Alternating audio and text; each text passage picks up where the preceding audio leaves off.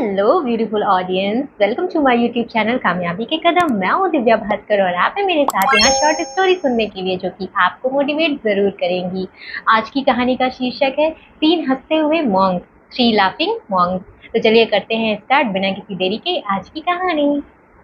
बहुत समय पहले की बात है कि नॉर्थ चाइना में 3 मॉन्क रहा करते थे। उनका नाम किसी को नहीं पता क्योंकि उन्होंने कभी भी अपना नाम नहीं बताया और उन्हें आज भी 3 लाफिंग मॉन्क के नाम से जाना जाता है। और वो हमेशा इतने खुश रहा करते थे, इतना हंसते थे, इस वजह से उनका नाम लाफिंग मॉन्क पड़ा। चूंकि वो 3 थे तो इसलिए 3 लाफिंग मॉन्क्स पड़ गया। वो तीनों मॉन्क हमेशा साथ रहते और जहाँ भी जाते साथ ही जाते। वो गांव-गांव घूमा करते थे और गांव की बाज़ारों में जहाँ बहुत मतलब कि लोगों की भीड़-भाड़ होती थी, वहाँ बीचों-बीच खड़े हो जाते थे बाज़ार में और बहुत तेज़-तेज़ हँसना शुरू कर देते थे। बहुत तेज़-तेज़ जब हँसते थे तो जब लोग उन्हें सुनते थे, उनकी हँसी की आवाज़ सुनते थे तो वहाँ पर भीड़ इकट्ठा हो जाती थी। थोड़ी देर बाद होता क्या था, वो तो हँसते ही थे लेकिन आस-पास का माहौल एकदम खुशनुमा हो जाता था। लोग भी हँसना शुरू कर देते थे बेवजह, क्योंकि कोई कारण ही नहीं होता था, सिर्फ़ उनको देखकर ही लोग हँसना शुरू कर देते थे।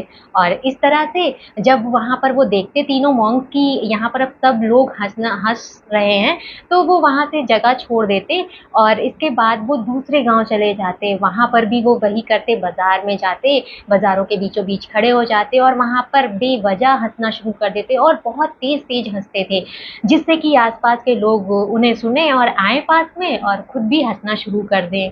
और हँसते-हँसते वो इस तरीके का माहौल बना देते थे कि लोग अपना दुःख-दर्द भूल कर बस हँसना शुरू कर देते थे और सब माहौल एकदम खुशनुमा हो जाया करता था। पूरे चाइना में उनकी बातें होने लगीं, उनको भी उनसे उनका नाम पूछा जाता तो वो अपना नाम नहीं बताते, वो कुछ भी नहीं बोलते, बस हँसते थे। तो इसलिए चाइना में 3 लाफिंग मॉन्क के नाम से वो तीनों प्रसिद्ध हो गए। तो होता क्या था, वो जहाँ भी जाते ना तो वो अपने माहौल में ढाल लेते थे लोगों को और वो इस तरीके से हँसते थे, ऐसा लगता था मानो वो भगवान के मज़ाक को समझते हैं, वो ये खुशी का मतलब समझते हैं, इसलिए वो ऐसे एकाग्र हो कर के तीनों के तीनों हँसते थे और उनको देख कर के लोग भी ऐसे शुरू हो जाते थे हँसना।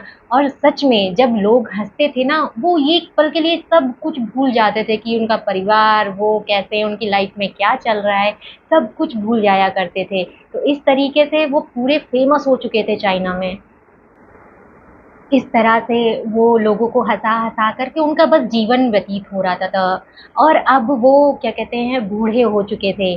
तो एक बार क्या हुआ कि वो तीनों एक गाँव में गए हुए थे, वहाँ पर वो लोग रुके हुए थे। तो रात को अचानक एक मॉन्क की मृत्यु हो जाती है।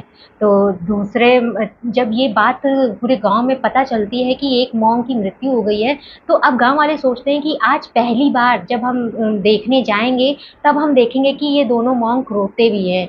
मतलब उनको रोता हुआ देखेंगे तो उनके लिए बड़ी अचंभे वाली बात थी। तो लोग बहुत बेसब्री से इंतज़ार कर रहे थे सुबह होने का। तो जब सुबह होती है तो वो वहाँ जाकर देखते हैं कि जो दोनों मॉन्क होते हैं वो तीसरे मॉन्क के सामने बैठकर, जो तीसरा मर गया होता है उसके सामने बैठ कर के ज़ोर-ज़ोर से हँस रहे हैं और हँसते ही जा रहे हैं। मानो इस तरह हँस रहे हैं कि जैसे कुछ उन्होंने जीत लिया हो। तो गाँव वाले देखते हैं और गाँव वाले एक-दूसरे को देखने लगते हैं और कहते हैं ये कैसे मतलब इंसान हैं जो उनका तो एक साथी मर गया है और हँस रहे हैं। तब एक गाँव वाला जाता है और उनसे कहता है कि आपको हँसना नहीं चाहिए, किसी के मरने पर ऐसे हँसा नहीं जाता है, आपको तो रोना चाहिए। तो वो और ज़ोर-ज़ोर से हँसने लगते हैं और पहली बार वो बोलते हैं और बताते हैं उस व्यक्ति से, कहते हैं कि मुझे तो आज और हँसना चाहिए क्योंकि मैं इसलिए हँस रहा हूँ क्योंकि ये जो सामने आप देख रहे हैं, जो लेटा हुआ है, ये जीत गया है और हम लोग हार चुके हैं क्योंकि हमारी बातें हुई थी एक बार कि जो पहले मरेगा उस पे दोनों लोग, जो 2 लोग बचेंगे वो हँसेंगे। तो ये शर्त जीत गया है। चीन में एक प्रथा होती है कि जब कोई इंसान, मतलब कि इंसान की मृत्यु हो जाती है तो उसके पुराने कपड़े उतार कर के नए कपड़े पहना दिए जाते हैं। लेकिन मरने से पहले उस मॉन्क ने बोला था कि जब भी मेरी मृत्यु हो तो मुझे पुराने कपड़े ही पहनने देना और मतलब नए कपड़े मत डालना मेरे शरीर पर। तो इस बात को लेकर के भी बहस हुई गाँव वालों में कि जब वो कहा गया कि इसके कपड़े बदलवा दो, तो उन लोगों ने मना कर दिया और उनको ये बातें बताई गाँव वालों को कि ऐसा-ऐसा है, उसकी ये इच्छा थी, इसलिए हम इसको नहीं बदलेंगे। हालाँकि उस जो मरा हुआ जो मॉन्क था, उसका कहना ये था कि मैं कभी अशुद्ध हुआ ही नहीं, मैंने तो लोगों को हँसी ही दी ही, और क्या कहते हैं, इस वजह से मैं कभी अशुद्ध ही नहीं हुआ हूँ। तो इस वजह से मेरे कपड़े मत उतरवाना, मुझे स्नान मत करवाना और ऐसे ही मुझे चिता पर लिटा देना।